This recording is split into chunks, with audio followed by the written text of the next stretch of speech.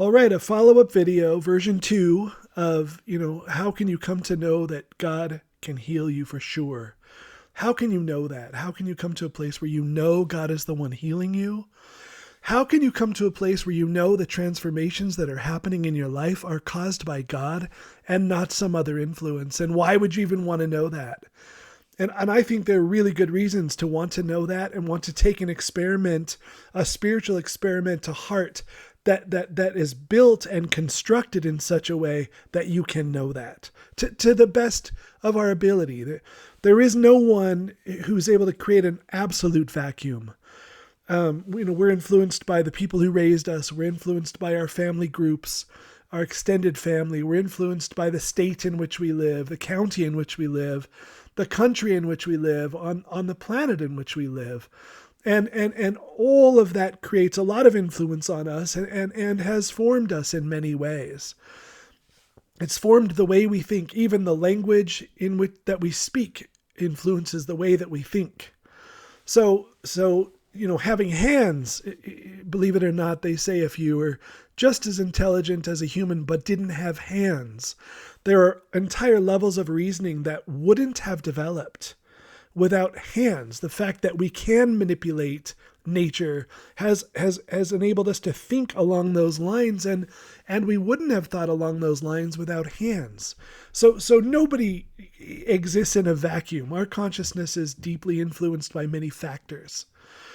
But within that context of knowing that there is no vacuum, there is no absolute blank canvas on which God can write, we can take a spiritual path and a spiritual approach that to the best of our ability allows us to trust that what happens under God's direction. And, if you've watched my apophatic videos, you know that we don't ever claim to know for sure that God is doing something. I mean, there's always some skepticism, and I don't even like that word. There's just always room left for God to be bigger than we think God is and to be different than what we think God is. And built into this system is an innate and deep respect for that.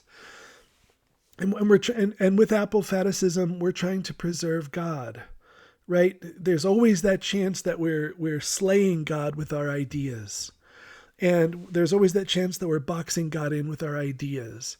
And so we're trying to make room and space for God to be God in our lives. And apophaticism is a big part of how we do that. And it also corrects any damage that might be caused by some of our theology. This openness and this skepticism is how we benefit from thousands of years of saints who've climbed the mystical ladder into union and spoken of the way to us. It's how we can take the good that they've offered us and yet still go further or in different directions than they went. And that's how we hold knowledge in an apophatic and contemplative way. And so thinking along those lines, I was thinking about the vacuum that we try to create for this approach to spirituality. So thinking of the traditional way that someone is brought in our meditation center, especially, but this is under the direction of a Trappist monk. One of the pieces of advice he gave me is to not share theology with people who are new. And, when I first became interested in theology is just books that, this might sound dry, but books that sort of just list what we know about God, what we know about God's relation to creation, what we know about God's relation to humans, what humans' role is in relationship to creatures and the physical universe and God and angelic dimensions. What is the spiritual reality that we find ourselves in? That's theology. And also, what are the best ways to approach this relationship with this God? And what are the best ways that we can live in relationship with other human beings in light of the fact that we're spiritual beings, right? With a spiritual destiny and an end that God has in mind. And that is all theology. And so when I took a deep interest in theology and began to read all about it, then I just, I fell in love with it, and I wanted to begin to share that with others. And the monk who I sort of answer to, whose spiritual direction I am under, he said, don't share theology with people when they're new. Don't do that. He said, I wouldn't recommend it for the first few years. And that really surprised me, but I asked him why. And he said, theology should describe people's experience once it's happening. They shouldn't read all about it and then try to make those things happen. And I'll now embellish upon this, and because I've learned a lot. Once I took that into heart, he said that, I immediately took his advice, even though it didn't make sense to me, and I stopped sharing theology with people until they'd been on the path for a while. And because I recognize he has more wisdom than me, and even though I was so excited to share it with everyone, I stopped. And I think I could expand a little now just from experience. What happens when someone reads theology from the beginning? In my experience on the contemplative path, I always want to say there are exceptions. I wouldn't want to make a blanket statement about all approaches everywhere. Just this is what I've noticed in light of the contemplative path that we're walking, is it fills their head with ideas they don't understand yet. Typically, the person is a beginner spiritually, which means they're not very mature. And so they plug into all these concepts in an immature way. If they're rigid, they plug into them rigidly. If they use knowledge to pump themselves up as a sort of form of power, then they take that theology and pump themselves up with that power. Whatever a person does egoically, they do it with this knowledge, and it pollutes it. And it also embeds itself in the mind. It is understood, these high, great concepts are understood by a beginner. And they form ideas around the theological concepts that they're learning that are beginners' ideas. They're immature. And so the thing that could free them has now been polluted by the mind who is taking that information in. So that could be a big problem. But another problem also is that if you read theology and you study it up front and you don't yet have a lot of experience with God, which is about everyone who's new, then the person says, well, I've read this is what it ought to look like. And then while they're praying and meditating, they're looking for what theology says is there. And this is the place where I think it does great damage to an authentic spiritual path. Because,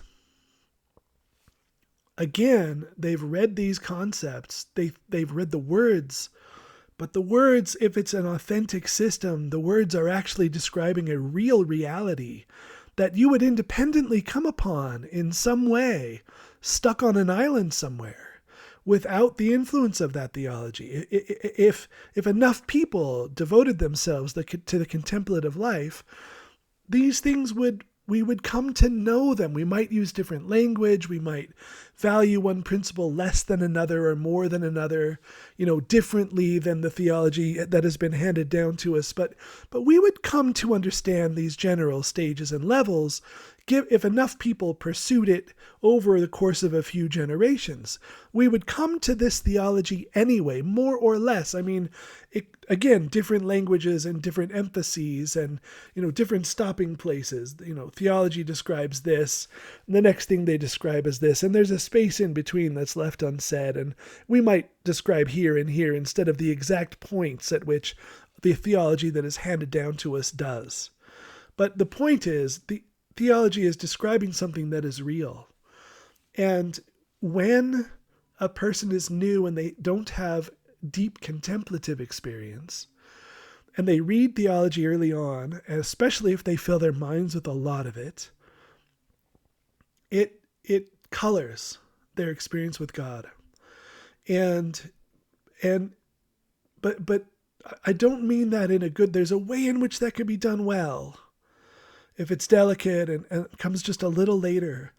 But if it comes too soon, it becomes prescriptive. The new person can't help but hear that theology more loudly than what God is doing in them, because they're new and they can't even hear what God is doing in them yet.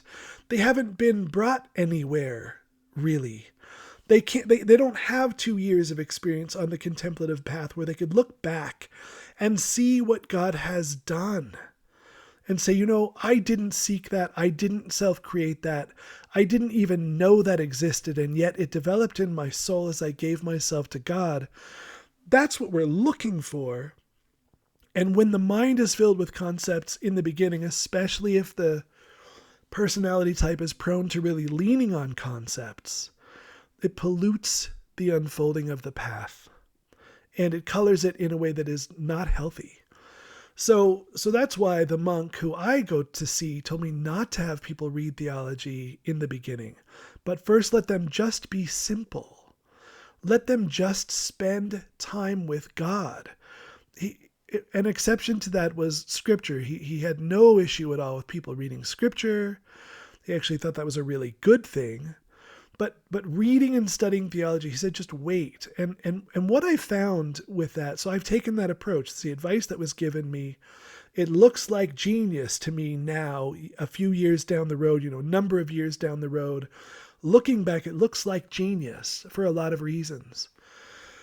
One of the reasons is if you give someone a few years of time to get to know God in the contemplative way, then it really does happen. They begin to know God in the contemplative way. And they may not be able to say it well. They know some things. They can definitely look at some transformation that has happened in their life. They have been touched by God. And they may not be able to say it well yet, but they have more knowledge than they can speak of. And this is really common among lots of people. They know a lot, but if you ask them to tell you what they know, they can't say it because that's, first of all, there's a gift. Some people just have a gift for being able to think about it and then say it. Not everyone has that gift. And then if you're not in a position to need to speak it, you don't need to put it into language. You're experiencing it, and that's deeper than words. So people should be allowed to grow in this natural experience they have with God. And then later when they come to read about it, they'll know the theology is true because it is so perfectly describing the experience they're having. And then there's not this sell that's necessary where you just got to trust us, all our words are true. You don't have to sell that to people. You don't have to convince them or force them to accept things that they don't really believe yet. You can just say, take a few years on this journey and allow it to gestate in you. And then when you read the theology, it will be descriptive of your experience. And that's what we want theology to be. We want it to be descriptive rather than prescriptive. So on this path, I think we take this quite seriously. I mean, it is Christian. So right off the bat, we're talking about Jesus as the incarnation of God and we're reading Scripture. There's certainly no lack of sort of structured belief going on. There definitely is that, no doubt. But we really emphasize that we don't know what any of those words mean, and we don't know what the realities those words are referring to are. We don't know what those realities are. And so if someone is taking this approach seriously, they're constantly like limiting their thinking on all of this and saying, okay, I had these thoughts, but so what? The thoughts are not very important. My ideas are not that important. And we're taught to just kind of quiet. This is the process of contemplative prayer, quieting of the mind. Instead of all this thinking about it, it's quieting it and getting deeper than thought into the experience of God. And so what we try to do at the center is really encourage a real experiment here of let go now of all of these books we're reading. And let go of a ton of inspirational videos and ease up on leaning on people that are not on a contemplative journey, right? We want to begin to clean up and divorce ourselves from all of these other spiritual influences And it's not cultish, though. It isn't about never letting someone think. That would be anti-intellectual. That would be a sort of heresy, really. It would be anti-human. And it isn't about never letting someone explore other approaches. That also would be sort of wrong-headed. But all of anything else that needs to be done on the path must be done first by getting a deep anchor in what God is, and getting a real handle on some experience with what God is doing in our lives. And that has to be first. And because human beings are so attracted to the tangible and the visible, the thinkable, right, the manipulatable, because we're so attracted to that, we must fast from all of that. So we must put away our ideas. We must quiet the mind and think less for a while. And really come to a place where we're just learning to abide in a receptivity to God's power. And this is, like I said in that other video, it is an initiation, because it can take a while for someone to see what God is doing in their life. It could take a few months, actually. It's not uncommon at all. It's already happening, like I said before, the minute you ask. You say, God, I give you my life. It's happening right now. But it's doing it in secret, and it's doing it in a way that you can't see or define. And at some point, it will become a change in your life that you didn't see coming, that you didn't pray for, that you didn't put on a vision board and ask for, that you didn't pull a tarot card and see. You didn't read in your astrology or your numerology, that someone who supposedly possesses prophetic power didn't tell you, and then you went out and made it happen. We wipe all of that clean and say, put all that away. None of that. God alone in my life. And that is a leap. That is a leap to take, to come to a place where you trust God to be in your life for real, and you really trust your life to it, and you don't lean on other things just in case this doesn't work. You clear the field. Say, okay, to the best of my ability, the only spiritual influence in my life is God. God alone. And here I am, God. You can have my life, and you can have my mind and my body and my heart, and do your will inside of me. And this leads to a kind of knowledge that is better than knowledge. It leads to wisdom. So, knowledge is easy to gain. You just read lots of books and now you know a lot of stuff. But you can be a fool and be filled with knowledge.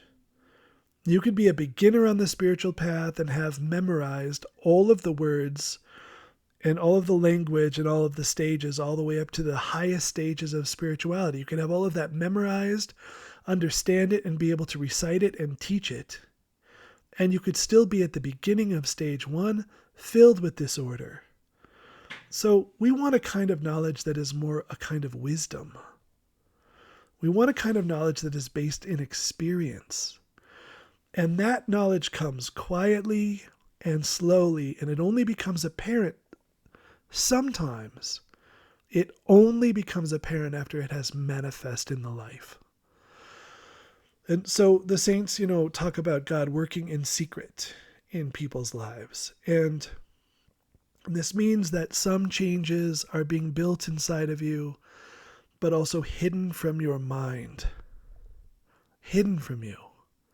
So that you can't influence them or change them.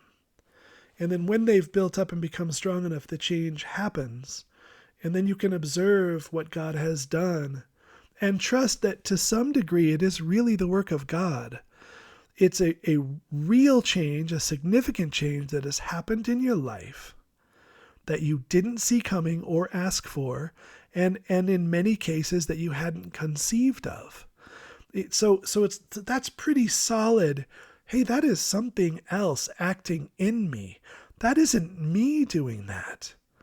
And this is the experiment I think is very much worth taking, and I hope I hope people watching this video could see the beauty in that. There is some beauty in that, right? Like we're a student of tradition so that we're not fools. We're not saying everyone who came before me is not worth listening to, right? All the saints who came before, I won't listen to them. I alone know the way. That is so foolish. That is deeply foolish. And it really it causes people to reinvent the wheel over and over. But there's limitations in tradition. So there's this other part that allows us then to let God do something new in us. There is room for diversity, right? And this is the beautiful experiment. You offer your life to God. Here it is. I give you the whole thing. And to the best of your ability, you really walk that sort of openness and willingness to God. And I know that's a process, and I know there are days when you don't have it. Some people really come up against real resistance where some days they might really say no. I realize that just getting to where you really mean that is part of the journey. I understand that. I'm not trying to make it so steep. But that is the journey to take. To truly want to come to know what would happen if God does it in you. If you really let God have your life for real, what would happen?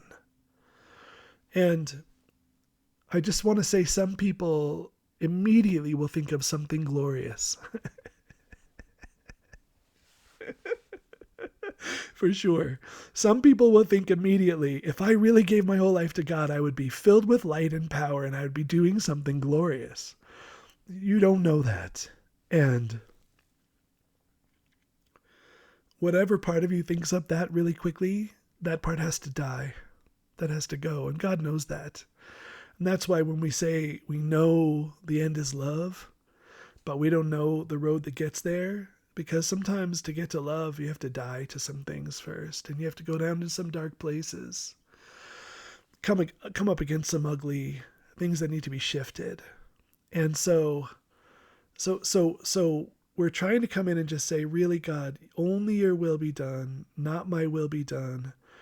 We're limiting the influences that we are taking in spiritually to only these direct sort of approaches. And we're just saying, I'm going to keep all of that clear so that I can see what happens if I just let God work in me. If I just only let God work in me, what will happen? That's the experiment. And I don't think you'll be disappointed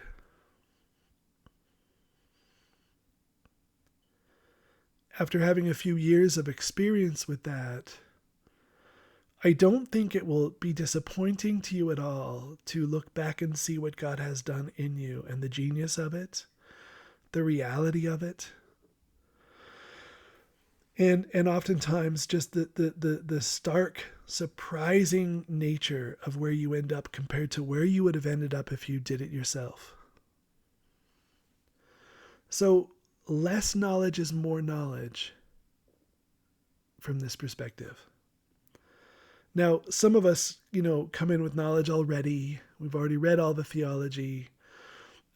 It's even worse, I talked about it in the first video. If you come in with a bunch of knowledge that's false, that isn't contemplative, and your mind is filled with ideas that are just actually harmful to the contemplative path. I mean, if only it was so simple that we could come in as a blank slate and slowly have theology given to us as we matured and it described it. That would be so beautiful. But it's not the way of the world, and many of us have already been exposed to theology and absorbed it as new people who are immature and also sometimes half understood. And so, there's oftentimes, there's more than just this silence that needs to happen. There's also this sort of cleansing that needs to happen of the ideas. But all of that is easily taken care of by the contemplative path, the quieting of one's mind, right? The fasting from thought, that is meditation, right? Now I'm thinking is a distraction. Let me come back to my sacred word. Now I'm back up into imagination. Imagination is a distraction. Let me come back to my sacred word. And that process itself begins to quiet the mind and give one access to a state of mind that is not thought based,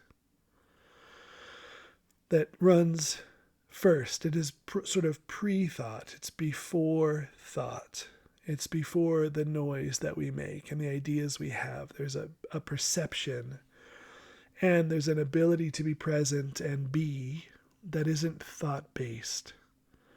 And that's a big benefit that comes from regular meditation. And so we start getting distance from these thoughts. And in that silence, we can notice very subtle things, not ideas, realities, right?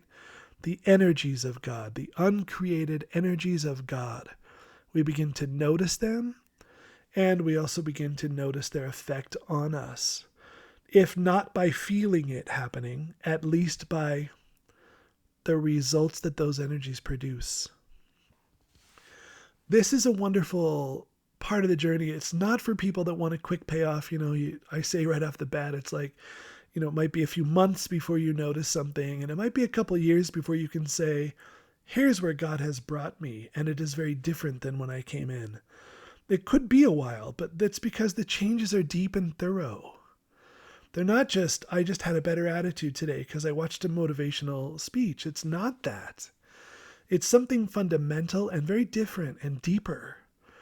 And so that's what we're doing. We're making space for this deeper thing to happen, and it takes time. It isn't something that the impetuous among us are not going to find this path. And those that are in a hurry to gain something they can go out and change the world with are not going to find this path. This path is for people who really want to know God, and for whom God is their primary aim. And the other group this path catches, it catches people who really want God. This path also catches people who need. Everyone needs deep healing, but some people are quite aware that they really need it. Some people have come to a place where they're quite unhappy with the way that they are, and they really, really want to be different. And this path catches people like that. A lot of people come to this kind of a path through suffering because they have been unable to find out in the world anything that can heal them at a sufficient depth. And so you get people who've ran the gamut of alternative healing and found it, helpful but wanting at a deeper level. People who've ran the gambit of sort of going to psychologists and therapists. People who've ran the gamut of self-help approaches, affirmations and all those kinds of things. And who either through a deep kind of suffering that those methods can't touch or don't touch, or through some kind of insight that they have naturally, that they could see it only went so deep and they want something that goes further. Those people also tend to find a contemplative path. And, obviously the numbers of people that are doing that are smaller. Although I believe they would be a lot bigger if people could only understand what it offers. Because really people are looking for happiness and contentment and peace, and the contemplative journey offers more of that than really any other journey that exists on this planet. God is love and joy and peace. So as you get closer to God, you have those qualities, and not based on situational events, but based on an abiding presence that you have. So, and then the other thing I want to say is for people that are, been on the path a long time, I hope you sometimes take the time to reflect on what God has done in your life. You are a work of God. We know it's got warts on it and it's got leaks. And we know it's been a work of God that God has dragged kicking and screaming sometimes to where you've come to. We know all that. We're not saying I'm a work of God in that arrogant sense. But with all due humility and groundedness, you can, if you've been on the path a long time, you can absolutely learn a lot about spirituality by just looking at what God has done in you. You may have no idea where you're headed the next couple of years. You have no idea where God is taking you. Probably none. But you can look back and see to some degree of clarity what God has done in you. And there's a lot to be learned from that. That's authentic experience that has happened in your life. You, more than just having been changed, you've had to live all the spaces in between. And there's some reflection and thought. There's room for reflection and thought there on what God has done in you. And there's things you can learn about God by watching God's handiwork in you, because you've let go enough for some of that to happen. And as long as that due humility is in place, and the groundedness in reality that we don't live in a vacuum, and that we ourselves are still influencing it when we're trying not to influence it, as long as we know all that, we can begin to get some gist, some trace of what God is about and what God is doing. To me, that is the most interesting part of the path, by far. I don't know if it's the most valuable part. I would say the transformation is, and the nearness to God, those things. But that you can look at the evidence of God's change in your life and learn from it is, well, that's very interesting. That is really, really interesting. And then if you can come, for those of us who come out of themselves, people who get to where they're not self-centered or significantly less self-centered, there is the great joy and delight of watching others' lives be transformed by God and learning about God and others by watching them and caring about them. And so then it's diverse and rich. It becomes very rich that we get to enter into relationship and intimacy with God, watch what that does to this human being, but then you also get to observe what it's doing to other human beings. And that's, the monk used to tell me that you could stick him in a closet for 3 days and he wouldn't get bored once. And he wasn't kidding. He said he really wouldn't get bored at all. And, we're not monks and nuns, and we're not going to live the ascetic lifestyle that they live. I don't believe we're called to. But isn't that interesting? Doesn't that just sound deeply valuable to you? Can't you intuitively just sense how profound that would be to not need any stimulus for 3 days straight and to feel no sense of discomfort because of that? And the reason for that is because he's never bored. It's because he's always with God, who is infinitely dynamic and infinitely new. So how could you get bored when your attention is primarily centered on the source of all activity, the source of all creativity, and the source of all creation itself? That source is not boring, but it's subtle. It's subtle. And a lot of the noise that we make is so loud you just can't hear that subtle power. So I hope this helps to really clarify why this more serious piece of the journey, where you say, okay, I'm going to do this. Let me cut out other influences for a year or two. Let me clear the field here and say, God, only you, what do you do? And let me have the patience to ride that out long enough to see how it unfolds. Because as I've said, I think a number of times now, the Tower of Babel that you now live in, that you've constructed, there might be a period of it being torn down. before what God wants to do begins. It doesn't always happen like that, but it does sometimes happen that way, that when you give your whole life to God, things begin to disintegrate a bit for a while. That's tough, to get people to take that part. That part of the journey is so hard to get people to do, because they don't yet know it'll come to some fruit that's better. They don't know, it will for sure come to that, but they don't know that. And so it's really tricky for them to say, okay, I'll let God tear down this tower that I don't even yet know is a Tower of Babel. I don't know that yet. I don't know that.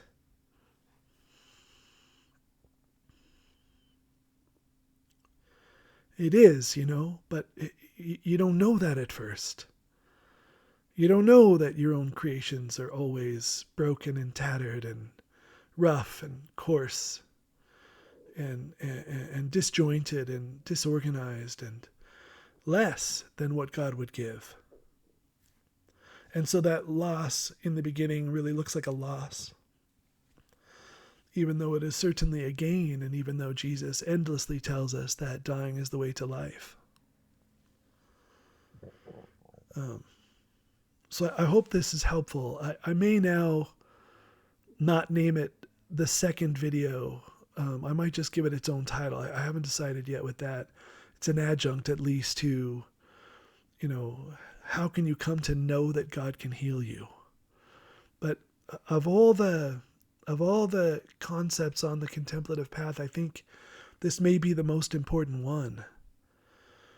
It's got to be clean enough that you know God is doing it. You've got to learn to lean on God instead of other things for your comfort and security.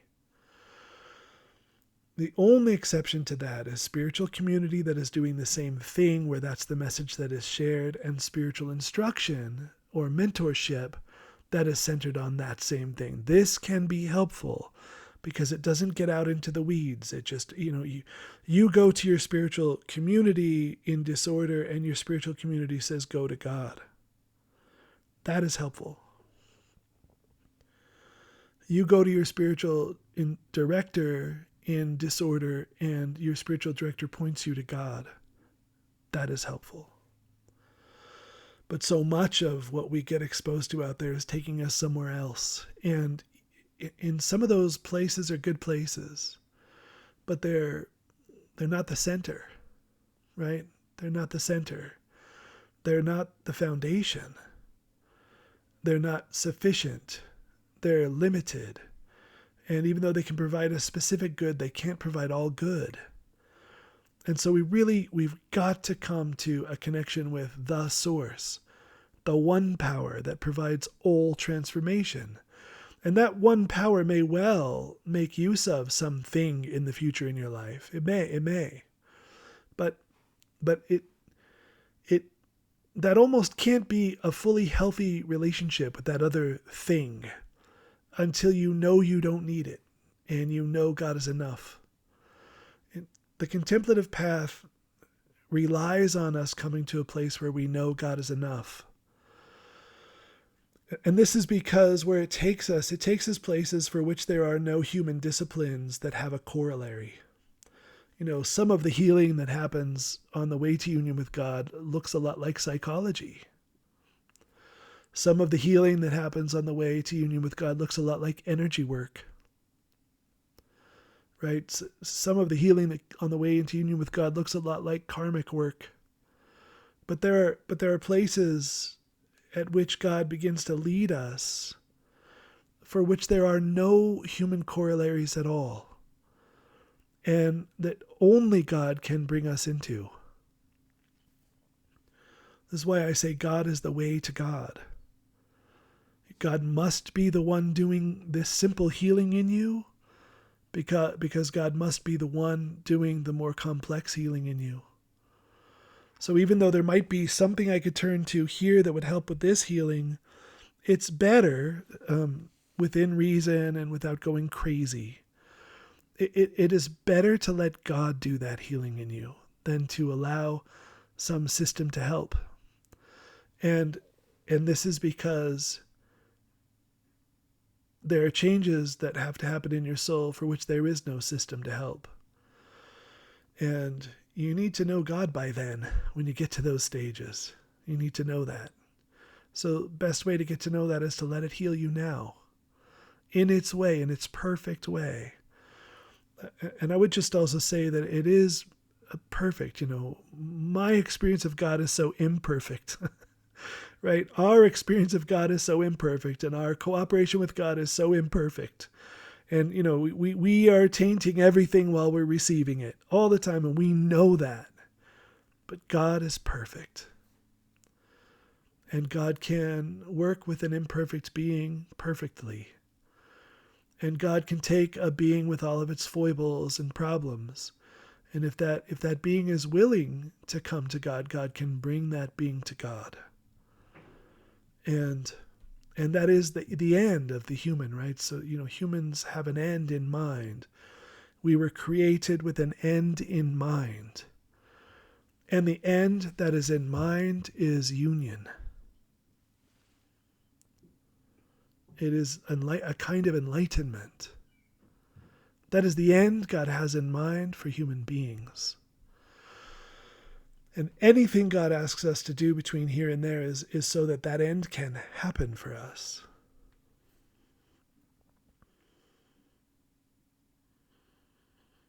Okay, I think that's all I want to say.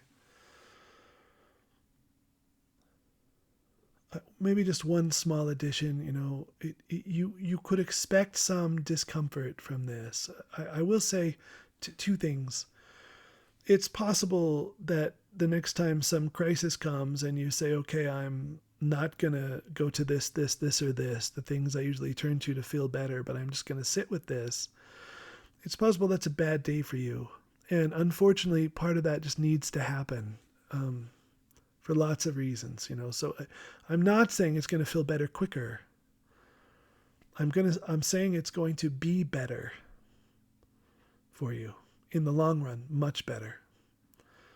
But having said that, this coronavirus thing that has happened has at least two people, no, many people, but two that I'm surprised by have said they're so, of course they don't want the coronavirus and we don't want anyone dying, and there's some of it is terrible. We know that.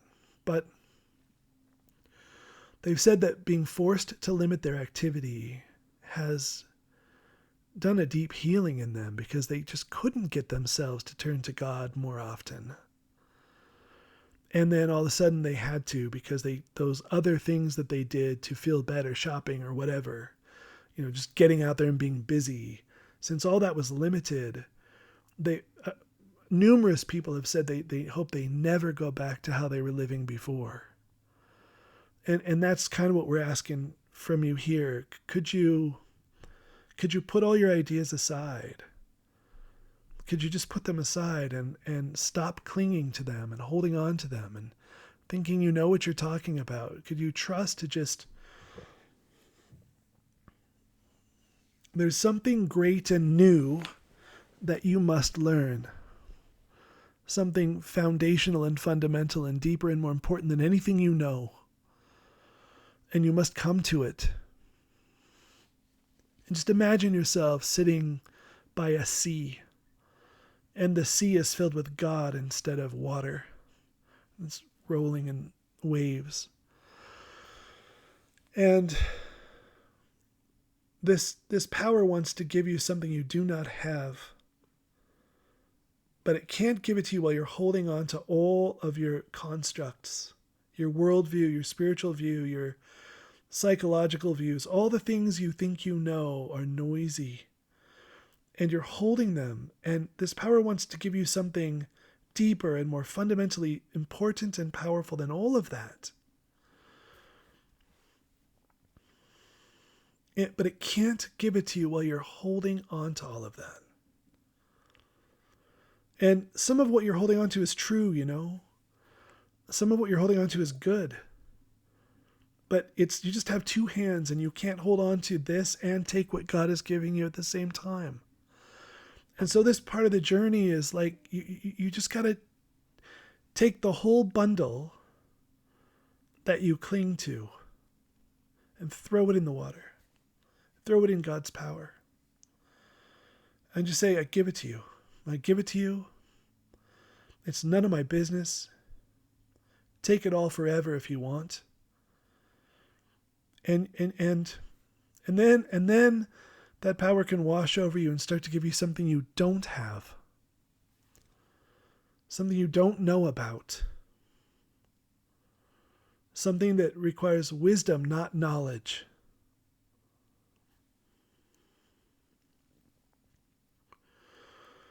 And then as you start to absorb that and get it, this is really how it works. It's just an analogy, but this is really how it works. As you start to get this other thing, you start to find this other thing is sufficient. And you didn't need all of that anyway. It wasn't very important at all. And then you get where you don't miss it anymore. You think, I don't miss all of that noise. I don't miss all of that construct I was carrying around, this whole worldview and opinions and strong opinions and just all that. I don't miss any of that. In fact, I'm so much better off. I don't care if it ever comes back. And this is a real initiation. It's an analogy, but this is really how it goes. And then, the sea is God. Remember, it's not water, it's God. So then all of a sudden, once the man or woman is very surrendered now, they say, I don't miss any of that. I used to know everything. I'm so glad I don't know anything now. I'm so glad to have lost all my knowledge. I would never want to go back to the way I was. This growing in this person, I never want to be how I was. I am so much better now, I'm embarrassed by who I used to be. Right about at that time when the soul is deeply in favor of being in this simple place, those old pieces of knowledge begin to wash ashore. And God begins to give them back. Not all of them come back. But whatever was truly useful starts to come back. And the soul realizes it never had to cling to any of that. Any good that was there would always have returned. And they noticed they had always been holding it so tightly that they just couldn't see. They were blinded by it. And then that person never walks around carrying that knowledge around with them anymore. It's there, but where before it was being thought of a lot. After this initiation, after this stage, the knowledge is there, but it's only there when it drops in and is needed. But as far as observing reality goes, it doesn't filter that observation anymore. The person is able to just experience what's there without filtering it through layers of construct. And they're in a much better position, a much better place. And that is where God wants to take a contemplative. And we often call the process that leads us into these nights, and where it sort of just happens. But you also have to sort of know it's coming, so you'll let it happen. There has to be a general willingness for it to happen. You don't have to want it to happen, but you have to be open to it at least. Okay, so I hope this video is helpful. I think it's a little better than the first one now that I think about it, and but I hope it's useful to you. Once again, if you have questions, leave them in the comments below the video, because I'm willing to answer them. The last person that wrote a question in, I just did a whole video, an entire video for an answer, because I think the questions that come up they won't always be relevant to everyone, but often the questions that people ask are relevant to everybody. So that question draws out a whole nother chunk of information that is useful to the community.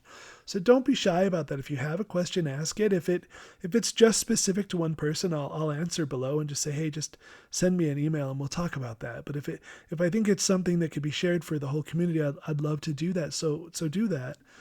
I think that's all. The only other thing I'll say is just below, some people have begun to support this channel financially, and I want to say how grateful I am for that, and how open I am to that. So if you value what is being put out and it's helping your life, become a part of the community by supporting it. And you can send Venmo, or there's also, I think, PayPal under there, which is where you can get the email that you can reach me on. That is my personal email. So you're welcome to also email me with questions or comments or anything you want. And I think that's all. So thank you all very much. Okay.